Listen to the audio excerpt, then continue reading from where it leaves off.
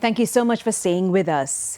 In this evening's edition of A Ray of Hope, senior citizens in Waterford, Portmore were treated to a day of pampering and health services through a partnership with local leaders and other stakeholders. Here's Unique Williams. The smiles of senior citizens were as bright as the sun over Waterford, Portmore, as they arrived for a day of pampering and care.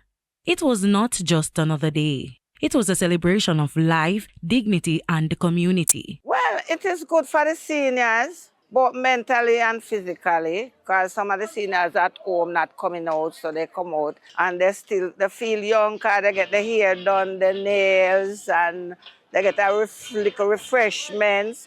And I'm glad to see them counselor because him doing great in Waterford. Organized by the Waterford Division Councillor Finley Douglas in partnership with government organizations, the initiative brought together dozens of volunteers committed to giving back to those who have given so much. Today we're standing at the Waterford community and we're having a give back day for our senior citizens, which we call Pampering Volume 9. It is the 9th year of having this event. This event today is one in which we have partnered with several state agencies, the Ministry of Health, we have partnered with NHF, Heart, and several other agencies this morning to give some form of comfort to our residents. From health screenings to wellness checks, hairstyling, massages, manicures, and pedicures, every detail was designed to ensure seniors felt appreciated. It's good and I love it. I like it. For many of these seniors, access to health and wellness services can be limited. The doctor, they look at me and tell me what is good from what is bad.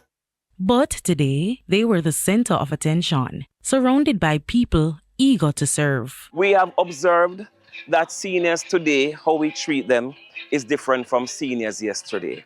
I recall in the earlier days, our seniors would be home and one of our family member, brother or sister would stay home to be the caregiver for that senior citizen. Now, fast forward to 2026, we don't care for our seniors anymore.